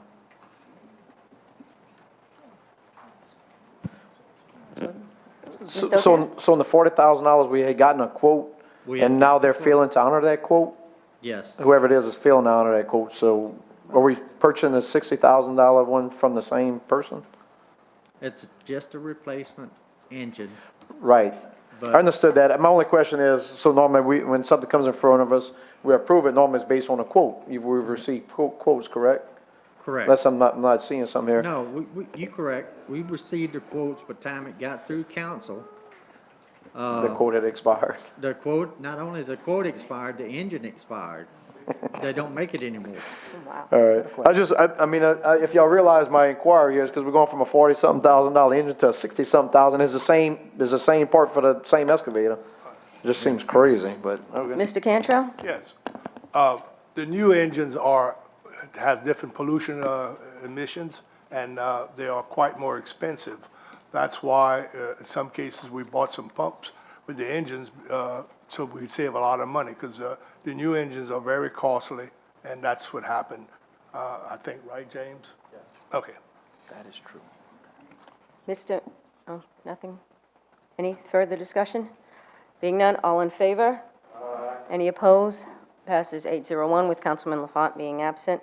Number 43, resolution accepting the quote of Lee Tractor Company an amount of $64,761.21 for the purchase of a new engine and labor costs for the Cobelco excavator for the Thibodeau Field Office, and authorizing the parish president to sign, execute, and administer any and all relevant documents. Moved by Councilman Jones and Gross, second by Bourgeois. Any discussion? Being none, all in favor? Any opposed? It passes 801 with Councilman Lafont being absent. Ms. Chairwoman, Yes, sir. I'd like to pull item 44 and 45. Items 44 and 45 being pulled. 46, resolution approving an agreement between Lafourche Parish government and AT&T to upgrade the dedicated internet services for Tyler Hosted Services, Munis, SAS, and authorizing the parish president to sign, execute, and administer said agreement and any and all relevant documents. Moved by Councilman Jones, second by Paraloo. Any discussion? Being none, all in favor? Any opposed? Passes 801 with Councilman Lafont being absent. Okay. Parish president, department heads, director, or manager reports, presentations, and/or updates. 47, a representative from the Department of Public Works to present a monthly report as per ordinance 6036, deferred from 7/10/18 LPC meeting. Do we have anyone today? Yes, ma'am. Mr. Bournes, it's good to see you right there. Go I had ahead. to move around where I could see the screen. All right. This here's District 1, Layton Canal, removing the grass from the Layton Canal to have the water flow better. Jack Bay North Levee, cleaning the Levee Canal. Lasagne Drive, sweeping the ditches and blowing out the culverts. Manchester Manor, sweeping the ditches. This is another one on Manchester Manor, sweeping the ditches. Little Shoe Peak Road, sweeping the ditches. Talbot Extension, sweeping the ditches from Midway Pump to the Bruley Road. Belle Isle, sweeping the ditch. Edgewood, sweeping the ditch in the country club. Bayou Blue Bypass, cutting the grass on the shoulders. St. Charles Bypass, cleaning the ditches. Lafourche Bypass, changing the speed limit signs and adding speed check by radar. Azalea Street, cleaning the ditches and culverts. Crest Pump Station, cleaning the reservoir.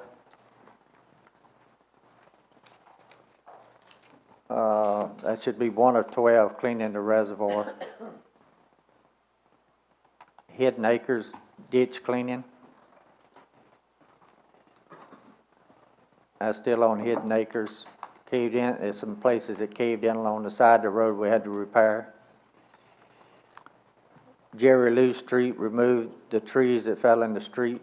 We had a little wind a couple of weeks ago, 3 weeks ago. Shirley Lee Street, cleaning the culverts. St. Marie Drive, cleaning the ditches. Divan Outfall Canal, sweeping out the outfall. Humble Pump Station, the new platform for the fuel tank. This here was done in-house. North Barrel Street, sweeping the ditches. Scott Terrebonne outfall, digging outfall. West 54th Street, digging the street ditches. West 106, digging the street ditches. West 134th Street, digging the street ditches.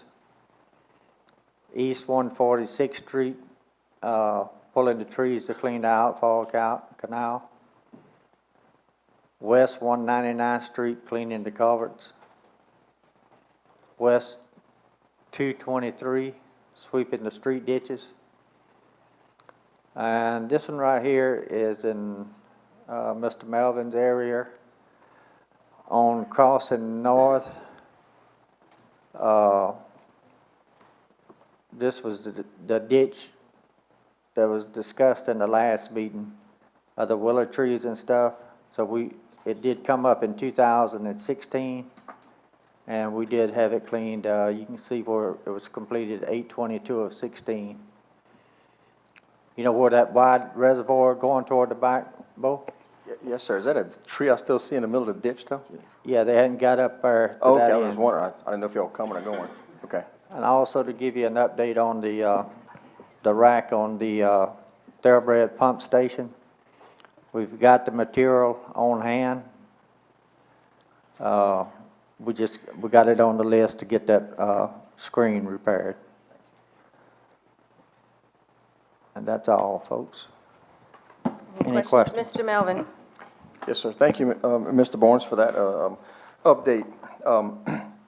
I sent in some things to you today for you to look at. I'm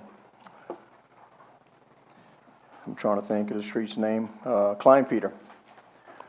They're having some issues with the street breaking up a few spots, but I'm really concerned about the front with a manhole cover where I sent a picture, and you can look down the side of the manhole cover under the ground, sewer cover, what have you. It's in the middle of the street after you take that back curve in the front. And so I'm just making you aware of that. There might be a problem, a disaster waiting to happen. I don't know what they've been moving back there besides the school bus, but school just started. So also on that street, when I was traveling down and coming back up, looking to the north, there's a ditch behind those houses. It separates, it's in between Brandywine and Klein Peter.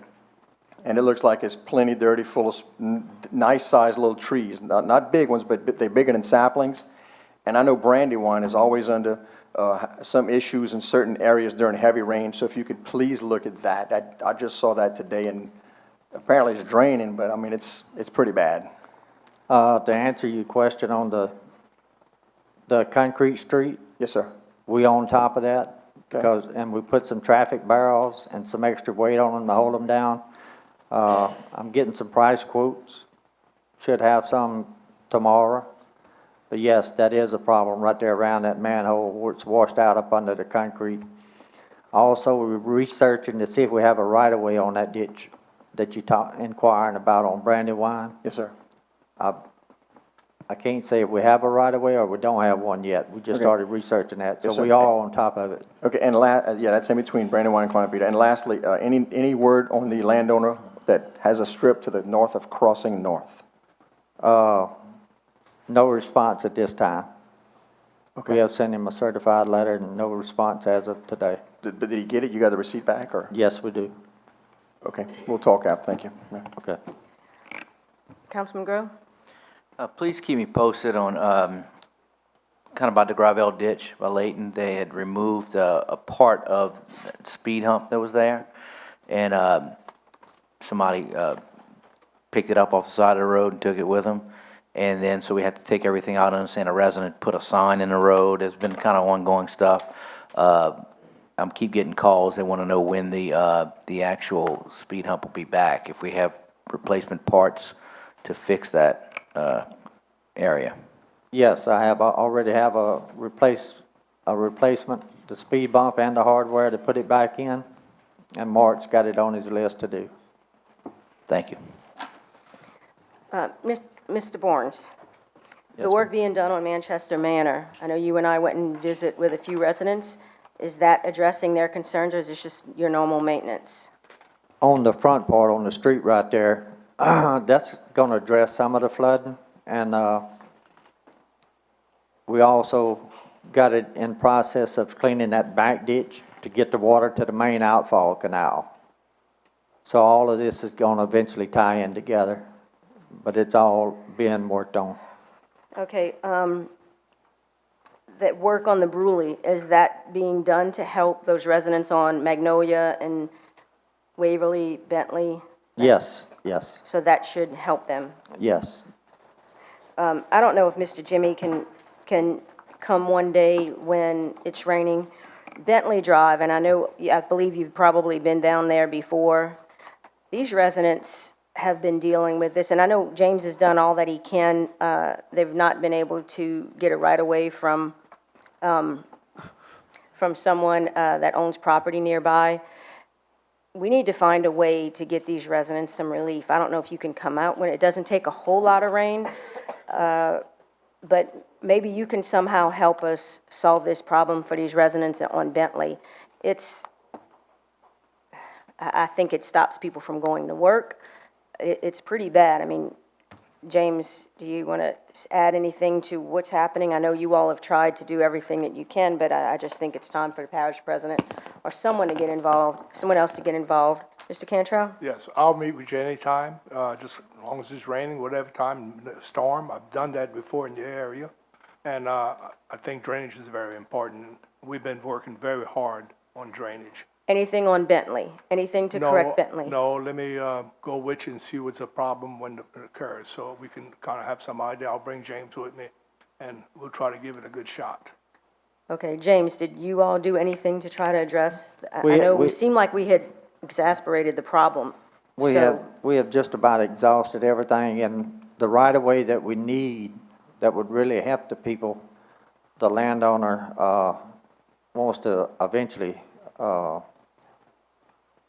sell the lots or develop the lots, so he's not willing to give up a right-of-way through his property.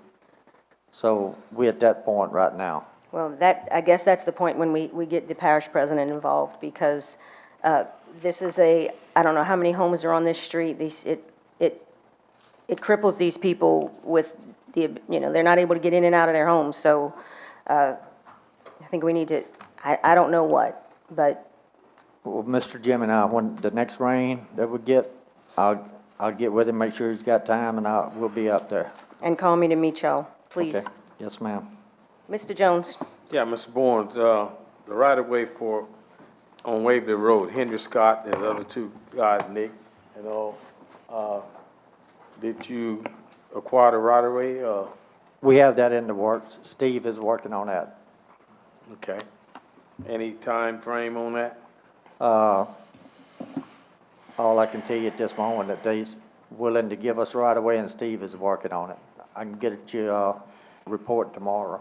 All right, thank you. Mine Mr. kind of Grow. goes along with these three things too. So Bentley Drive and the right of way that he's talking about, that's where our three districts kind of all butt up against each other. We did a resolution tonight about Scott Grove, like a right of way. Is that going to help this area? And then if we get that one, because I get calls from my area about this same, I mean, it's all in this big watershed that we're having a lot of issues. Will that help this Bentley area? It's gonna help some, but, But we really need the But one we- Mr. Jones is talking about? Recently, we got 3 we got 3. right-of-ways, right? Right, and we still need 3 more on the, I'd call it the south side of Waverly. But we all the way down to Talbot on the backside of Waverly, on the backside of Magnolia. And what's that, Crescent Estates? Yes, we're getting to Talbot.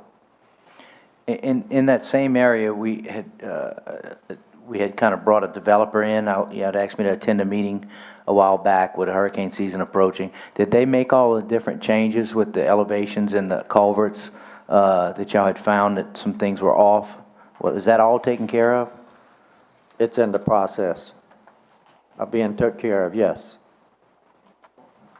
But that's on him, not us. No, it's on him. That's on the developer. Can we push him to move pretty fast on it? That meeting took place almost a year ago.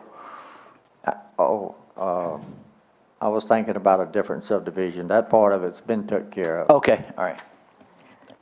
Well, the only other thing I want to say is, and go ahead, Mr. Jones. I do remember you. Yeah, okay.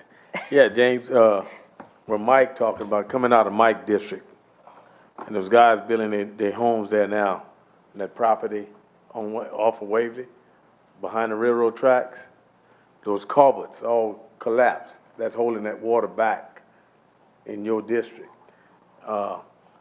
We need to address that pretty quick, because those people are flooding. I'm looking out for your district, Mike. But we're having problems with the water getting to the back. And we got 3 landowners that are willing to give the right-of-way. Correct. Do whatever. That's the one that Steve's working on. All right.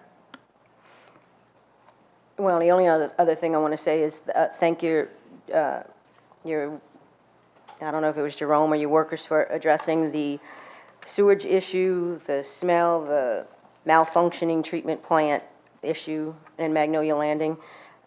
They did so quickly, and I appreciate them doing that. And just in general, our Public Works Department is awesome. Y'all have gotten a lot of work done with decreased hours. I appreciate how hard you all worked, and now that everyone is back to 40 hours, I know everyone's relieved and getting a lot more done. So, but thank you for all you've done. I know it's been a tough time. Okay. Another question. Oh, Mr. Jones. Yeah, I'd like to ask the administration, now reading on the CPRA board, BP had a lot of money for recreation. I didn't see Lafourche in there. Is there a reason why? Mr. Cantrell?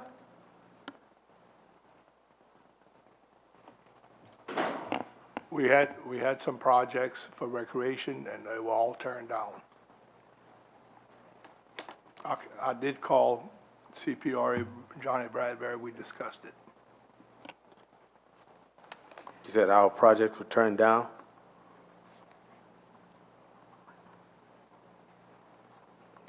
Could you share with us what projects you had submitted that were turned down? Just curious. I know Lafourche took a pretty, the largest hit during the oil spill. I'm just surprised that's. One was a pier and fishing pier. It was for recreation. You had to have special things. Pontchartrain received one because of the Indian Nation, and we put one for the pier in Golden Meadow, and that was turned down. But we had a couple others that were turned down through CCM. Amanda could probably address it better than I can. Okay, if she could just give us that information, that would be Okay. nice. Anyone else? All right, L, questions for the administration, I guess you kind of got it. I do. Mr. Perilou. Okay, it's probably more so for Mr. Barnes. It might be an issue that you can help with. Raceland Upper Elementary and Lower Elementary, when you're heading down, when you're heading north, right when you get to the schools, there's a cut that goes between the schools, and it's a bus loading zone. Are you familiar with what I'm talking about? Like when you're approaching the school, heading towards Thibodeau, the first little cut, there's like a small faculty parking area, and the road cuts back to, what is it, Texas Street? Yes. It's a bus zone. It's for school buses to come in and load and unload kids. But the principal is saying that even while they're doing that, there's cars that come through there, and she has to actually jump out and stop them sometimes. There's a sign there. I saw it today. There's a sign that says no throughway. So basically the problem is there something else that we can do to let these people know it's not a throughway? Maybe like a brighter yellow sign or something closer to the road on both sides, because it's a child safety issue. Yes, I agree. I'll have to research that, Corey, and see what we can do. Okay, because like I said, there are signs there already, but it's kind of set back from the road. And they get turned in and it's too late. Exactly. So if we can do something, more immediate to catch people's attention. Yes, I'll research that and see what we can legally do, like, do not enter, like Mr. Cantrell said, do not enter, or something of that nature. Okay, all right. Another thing I have, what is the status of our early voting site here in Matthews? Is it ready to go? Is it green lighted, Mr. Cantrell? Yes, it is. Okay, thank you. Is it possible to have some type of ribbon cutting to let the people know that it will be open for the next election? I mean, that way, to draw attention so especially the elderly will get it.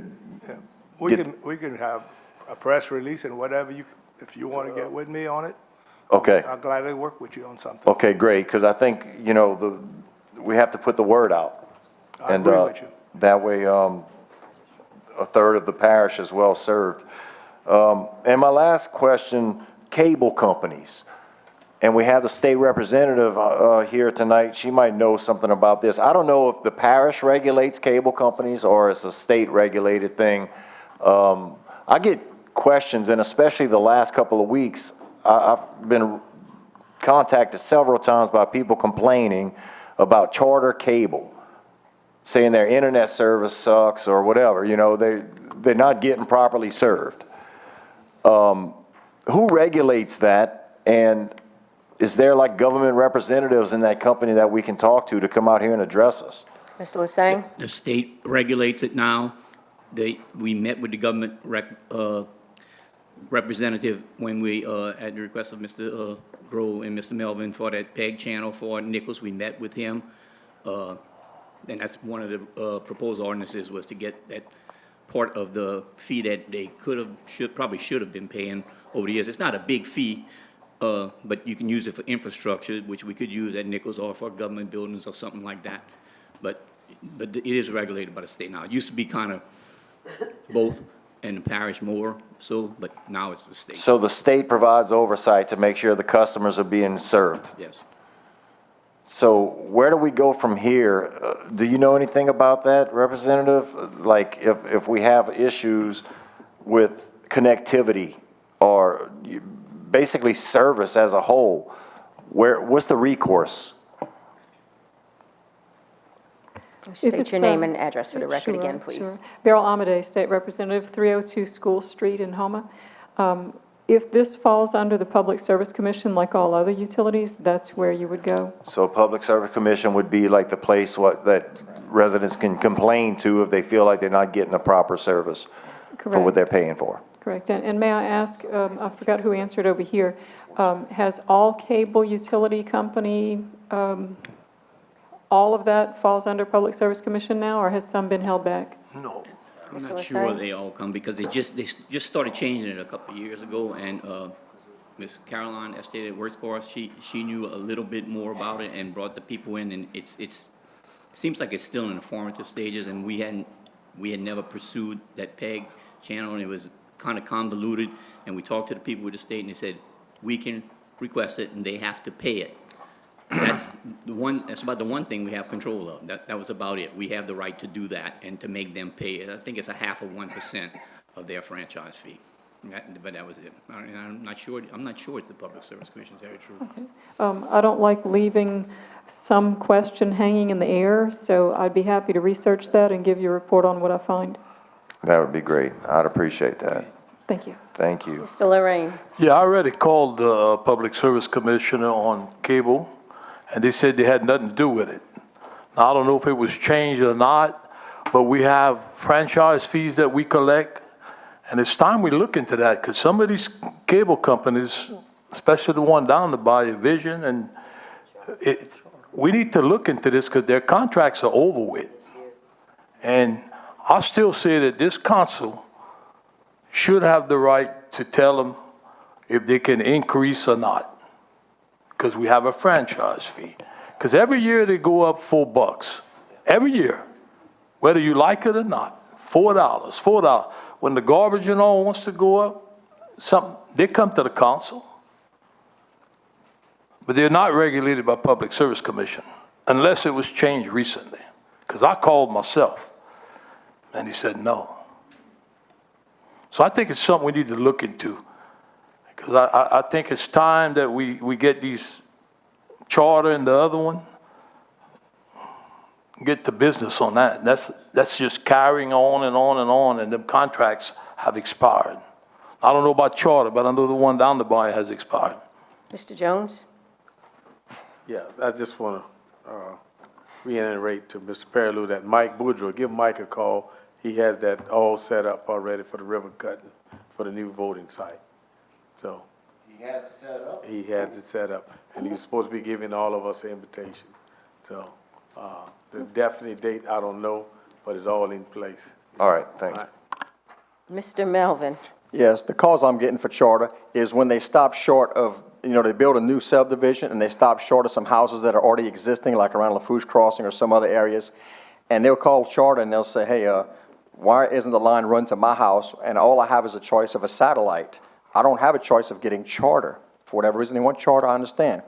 And the cable company told them it's going to cost you $30,000 for us to run this line another 600 feet, or $100,000 to run it another however far. So these people are calling me and saying, we don't have even a cable. It's not about price. We don't even have access because of these fiber optic lines or whatever they're running. So that's the problem.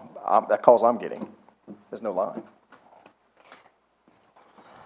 Mr. Cantrell, the new Chack Bay School that opened, I was speaking with someone from the state police today, actually on my way up here. There's issues, and I've talked to Mr. Barnes about it. I know it's on a state highway, but when you're coming up on that school zone on Highway 20, the grass is so high, you're coming out of a curb, you can't see the school zone sign, and it's just really a dangerous situation right now, especially being new. The person from the state trooper, Frank, said he was going to meet with the sheriff too about flashing beacons. Maybe we don't know who's responsible for upkeep or who would have to buy them, but that may be something you want to see during, take-in or dismissal. It's a dangerous situation, and I just don't know. I've talked to DOT about it, and I would guess that, that state troopers are talking with the sheriff about beacons, and so you may be brought in to see, does the parish help maintain, or what happens? It's not a good situation. Go ahead. I'm gonna look into it with you and see what we can come up with. But the state has been neglecting the grass cutting, and I guess was kind of hard because once it rains, it's hard to cut grass and catch up, because once you lose, it's just, and I know the state's way behind, so. Well, cars pulling out, going left. Someone came and picked me up the other day, you can barely see. Right. So that's just too much traffic there. And the only other thing, the agreement with LPSO on security for the meetings, where are we on that, Mr. Cantrell? Mr. Lasang? Well, I thought we were waiting for you to get with, what's his face at, I gave them everything that they needed. The sheriff office said they're waiting to sign. Becky said that the sheriff has it, and he was waiting to sign. I don't know if you had already gone through the process of getting what you wanted. I did that a long time ago. Yeah, okay, well, then. They wanted standards of procedure. They got that? And I gave that to them a long time ago. Okay, well, Becky said that, they're just waiting to sign it. The sheriff was reviewing it and waiting to sign it, so it's in the sheriff's hands. Okay, thank you. Anything else? All right. Council report, M, council reports, presentations, updates, and/or questions. Again, Councilman Otan. I just wanted to comment on the one that I deferred early on the ball fields, about $70,000. So what happened with that is, of course, we had the recreation consolidation, so we kind of pulled it out. We pulled out the decisions from the local effort, I guess, unfortunately, whereas you had a local group that were kind of overseeing what's going on in recreation. We consolidated, we eliminated those boards, specifically in Lockport, we eliminated LRD 1. And then unfortunately, on top of that, we had the replacement of our director last year, so we had someone that came in new, that hasn't been part of the program for the last 30 years, et cetera, with a lot of knowledge. Anyway, we had, just a quick backdrop, we had approved some renovations to the ball fields in Lockport, which are not owned by the parish government, but are actually leased from Holy Savior. And unfortunately, that was in 2016. The contractor wasn't able to get the work done, so we essentially had to terminate the contract and rebid. Last year, we missed the boat and we didn't advertise it. This year, there was a determination made to advertise for that work and a whole bunch of other work, which is why I asked y'all to defer it last meeting, because I just didn't have enough time to research it. And the biggest thing and the reason I'm discussing right now is, I think in the future, if you have anything that's coming up with recreation, that your recreational advisor should be heavily involved in whatever those decisions are. Mine was not. He didn't know anything about it when I called him. He hadn't been part of the process. So anyway, there was a couple items in there that I think we were all confused on, all of us, including some in the administration, on why it was advertised. And so I got with my advisor, along with a host of other people who were previously involved in recreation, and it was determined that two of the items that was on the bids was well, one of them was for the cost to benefit ratio was off balance, and the other one was actually going to be probably detrimental to the programs. So we would have spent $35,000. That would have not been a good decision. So what's happening right now is the administration is working to eliminate those two items through the proper process. I was hoping to have an amendment tonight. Unfortunately, it's not quite finished, but hopefully I'll have it for the next meeting. But long story short, I got a lot of calls from other directors of other recreation areas when they saw what was being presented, as they thought that was some of that was a little out of line. And I also consulted with professionals in this field in Southeast Louisiana, who also confirmed that some of those items, specifically irrigation, sprinklers, and also conversion of infields from grass to dirt for recreational facilities. So anyway, I just wanted to give y'all a brief overview. That should come up at the next meeting. But, this council really needs to make sure that their recreational advisor is engaged in the process. And if they aren't, then we probably need to do a little more research and not just rubber stamp requests that come across our desk. So I just want to give y'all that information. Anything else? Can I get a motion to adjourn? Moved by Councilman Bourgeois, second by Paraloo. All in favor? Any opposed? Passes 801. Meetings adjourned, 6:57 p.m.